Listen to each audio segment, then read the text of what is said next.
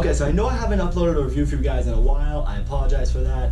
Really, ever since Tenet, there hasn't been anything released. At least nothing has been released that I felt the need to review or the need to talk about. Just, yeah, not much. With more and more movies getting delayed, I was thinking to myself, what on earth am I going to talk about? After last weekend, something dawned on me that I definitely can't talk about. Last weekend was my birthday. I turned 27 years old. Yeah, I'm old as fuck now. And for my birthday, my girlfriend surprised me with a private screening with a bunch of family and friends. We got to sit down in a private theater auditorium with a bunch of food, snacks, drinks.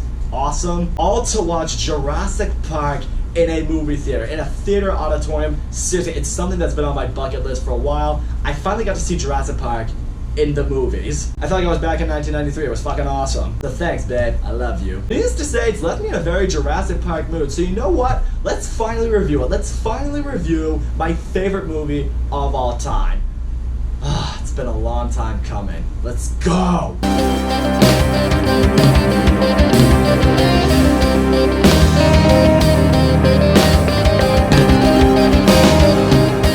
Jurassic Park is a sci-fi thriller directed by Steven Spielberg that came out in 1993, exactly 2 months before I was born. It stands to this day as one of the greatest and most influential films ever made, bar none, period. I saw this movie for the first time ever when I was around 5 or 6 years old, and it's been my favorite movie ever since. People ask me all the time, what's your favorite movie you ever made? The answer to that is Jurassic Park, and it has been since I saw it for the first time. And as I grew older and I began to love it more and appreciate it more, my biggest regret is like, oh man, I can't believe I never got to see this in theaters. I know it got that 3D re-release in like 2013. I was gonna see it around then, but I was working this really shit job at the time. I was never able to get days off, so never got around to seeing it then. I knew I would review this movie eventually. I thought I'd maybe wait closer towards Jurassic World Dominion, but you know what? Finally got to see it in theaters, and you know what? I just need to finally talk about it. And like the good old days, there will be some spoilers in this review, so if you have not seen Jurassic Park, seriously though, go watch it. First of all, the way Jurassic Park opens up, it's one of the greatest openings ever. And I've said this with a lot of movies. Typically you can tell right out the gate how good or how great or how bad a movie is gonna be from its opening scene. If after the opening scene you're left feeling a type of way, you just know this movie's gonna be special. Jurassic Park is one of those movies. You see a bunch of employees, you see this hunter who's like directing this whole operation. There's this big metal cage, you don't know what's in it, they need to move it into some type of enclosure. Something goes horribly wrong, an accident happens, one of the co-workers is killed by whatever it is that is in this cage. And the whole scene happens. When you see it for the first time, I mean, it's just intense, it's scary, and it's full of mystery because you're left there wondering, what the fuck just happened? Eventually we discovered that whatever is in that enclosure is something that's been funded by John Hammond. He's this billionaire and he's trying to open this national park. That's all we know it is. And because of that accident, investors are now a little concerned over the park's safety. So with that, John Hammond goes out and he brings in paleontologist Dr. Alan Grant, paleobotanist Dr. Ellie Sattler, chaotician Dr. Ian Malcolm, and one of his lawyers to bring them in, sign off on this park, and he can get back on schedule. Soon enough, they arrive on this island, and you get, again, one of those monumental scenes in movie history. Because now we finally see exactly what is the main attraction of this park. The characters pull up, and they see a living, breathing Brachiosaurus eating from the treetops. They see a bunch of other dinosaurs. They quickly realize, oh my god, those are real, those are alive, they're dinosaurs. And then you just hear the incredible music kicking in, and John Hammond delivers the line, "Welcome to Jurassic Park." And you're just taking everything in, and you're just like, yeah, what he just said, that doesn't quite cover what we are experiencing. So first of all, let me just get into some of the amazing things that just make Jurassic Park the movie that it is. Visually, let's just start right there. Visually, Jurassic Park is maybe the greatest movie of all time, technically speaking, and it is the most influential movie of all time. This movie came out in 1993, so you can only imagine. I remember as a kid just seeing it for the first time, everything you see just looks so real, it's so mind-blowing, everything looks just amazing. And even to this day, the visual effects of this movie still completely 100% hold up. Like, I saw this movie last weekend in a movie theater in a day where technology has only skyrocketed in the last 27 years, and I see it and I'm just like, that still looks real. That still looks like an actual living, breathing dinosaur. I have seen worse visual effects in movies released today than in Jurassic Park. And that's what Jurassic Park has done for movies. Now it's like there's no excuse for any shitty visual effects. If it doesn't live up to Jurassic Park, you don't live up to the standard. It's at a very high bar. I think that's now why visual effects in movies are as grand and as beautiful as they typically can be. And that's what I really mean by the influence Jurassic Park has led on. Some people don't really know what it led to. George Lucas himself said when he saw Jurassic Park for the first time, it inspired him to create the Star Wars prequel trilogy. And granted, I'm not a fan of those, but some people are, so it worked out for them. And Peter Jackson even, he said when he saw Jurassic Park for the first time, he was like, holy shit, this is what we can do with visuals? I'm getting to work on the Lord of the Rings trilogy right now, which is regarded by many as the greatest film trilogy of all time. So there you go, Jurassic Park led to that, people. So if you're a Middle-earth fanboy, thank Jurassic Park for happening. I was gonna touch on this right now, the soundtrack for this movie. It might be, honestly, my favorite soundtrack of all time. I know, there's some iconic movie soundtracks out there. I mean, Harry Potter, Indiana Jones, Star Wars, but this score by John Williams, it might be my favorite one of all time. I mean, it's just beautiful. Dun, dun, dun, dun, dun, dun, dun, dun, dun, dun. It's awesome and I love it. It's perfect. I really also want to give this movie credit in them being able to explain how they brought dinosaurs back to life, because when they break down the process of how they're able to extract dinosaur blood from mosquitoes in like old amber from millions of years ago, they explain how they were able to do it, and you think to yourself, you're like, I buy it. I remember as a kid hearing them do it and I was just like, this is not impossible. I'm like, how have we not done this yet? Well, yeah, because it is impossible and it's probably not quite as, I won't say easy, but as methodical as the way they do it in Jurassic Park, but still, you hear them do it and you're just like, yeah, I'm on board, I believe it.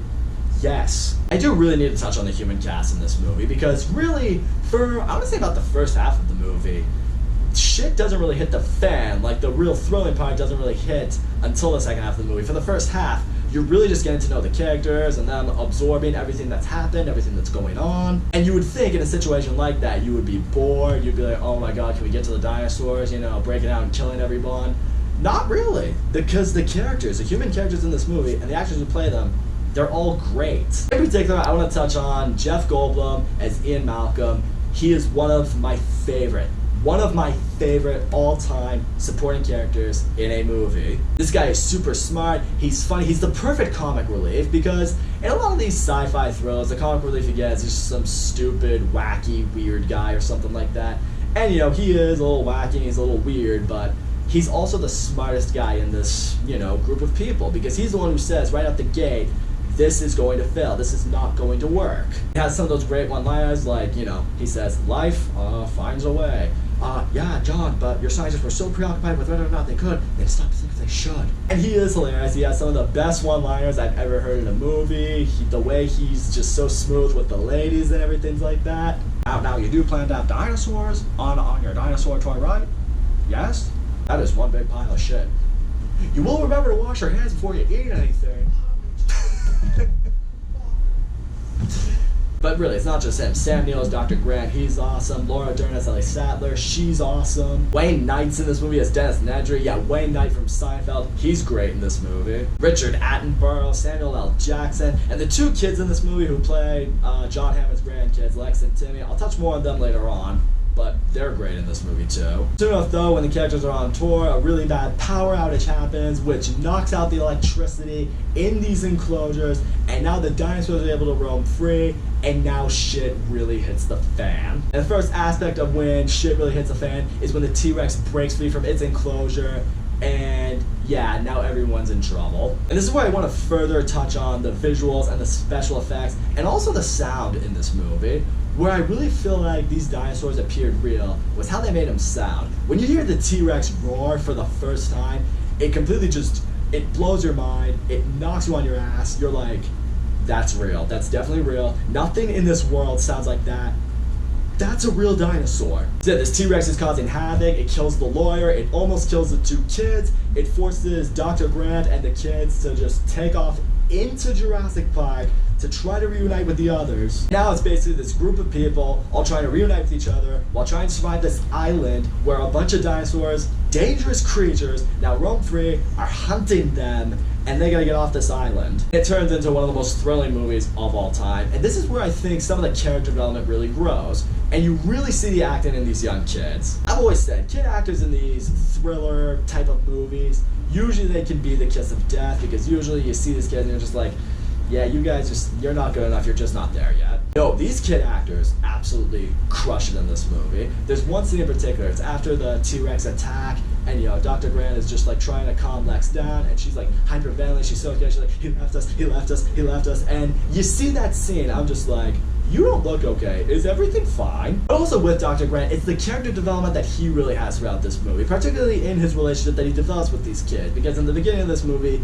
you see he's a guy who really can't stand being around kids. He does not like kids. He doesn't want anything to do with them. And then it obviously reaches the point, he becomes responsible for these kids, their safety, their protection, guiding them through this park, and him being their guide to get them through it. And you see him develop like a close bond with these kids. You see him developing like kind of a father relationship with them. And by the end of the movie, you look at him, you're just like, look how far you've come around. The thing that this movie also really I appreciate with is the danger aspect of these dinosaurs, because obviously you see them and you're just like, yeah, of course they're scary, of course they're dangerous, but the movie really emphasizes how dangerous they are. There's a scene with Dr. Malcolm, Dr. Sadler, and the park ranger. I can never remember his name, honestly, but he's a cool character. They're driving in the street, the T-Rex is chasing after them, and it's an intense chasing because literally the T-Rex is almost fast enough to catch up with this motorized vehicle.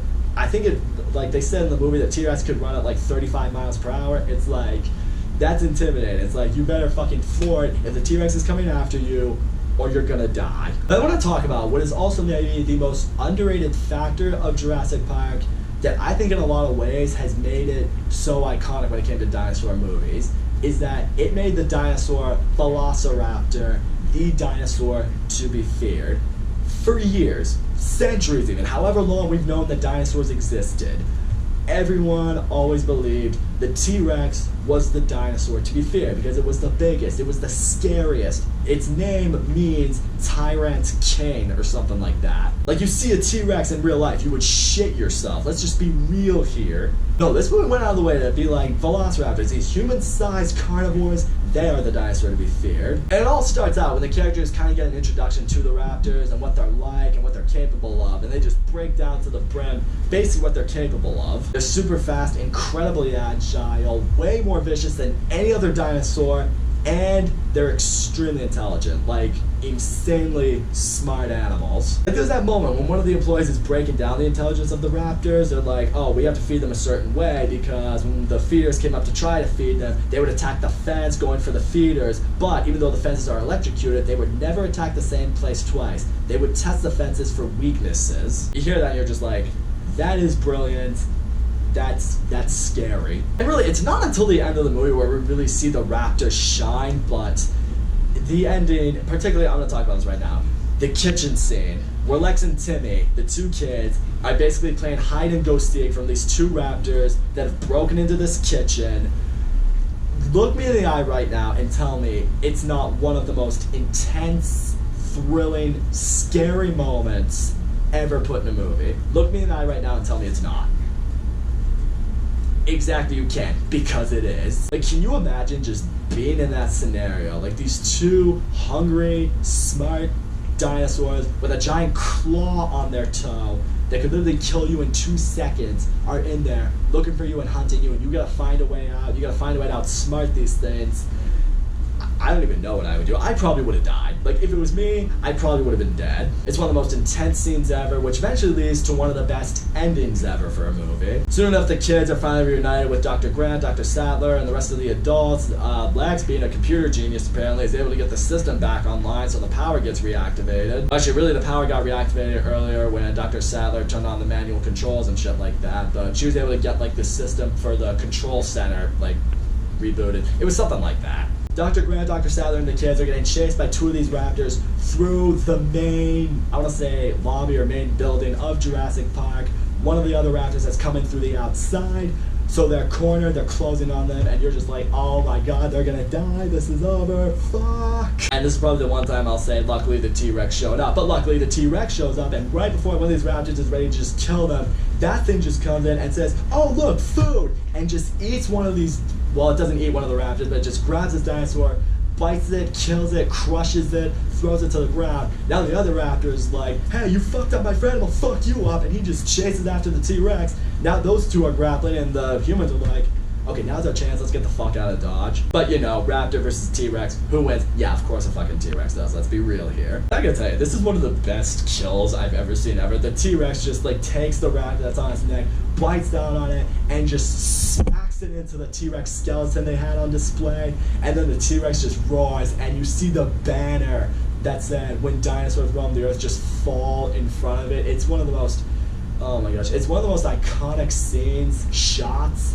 ever in a movie. Like, I see that, I'm like, I want that on a poster. Like, there are a few movie scenes from some of my favorite movies that I look and I'm just like, put that on a poster, because that is just art. That is beautiful. So yeah, a lot of people died, but the main humans, they all get away, they get home, and now they all have one hell of a story to tell. And that story that was being told was basically through a lot of movies going forward, none of which were anywhere near as good as Jurassic Park.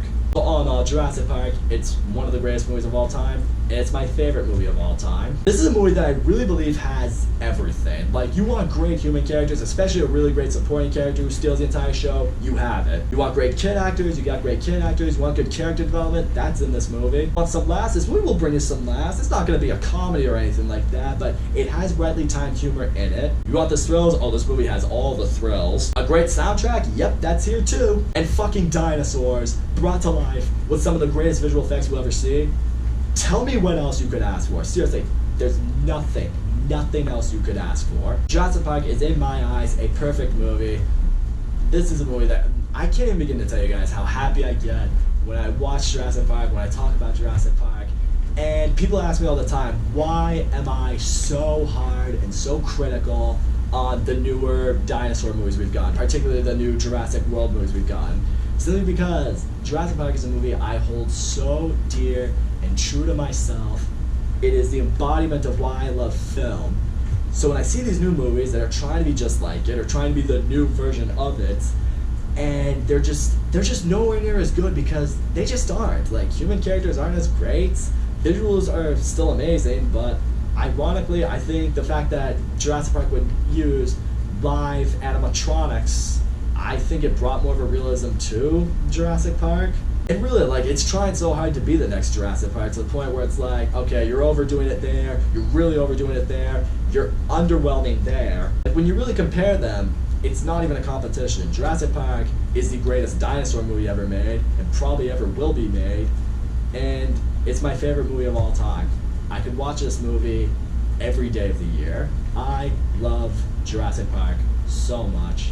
I'm so happy I got to see it in a movie theater, see it on a big screen. If you ever get that opportunity, people, and you haven't yet, please take it. Because even if you've seen Jurassic Park a million times like I have, it will change your life. It'll give you even more of a love for it. So that's all I gotta say, guys. Thank you so much for watching my video. Don't forget to leave a comment, like, subscribe, and I'll see you all next time.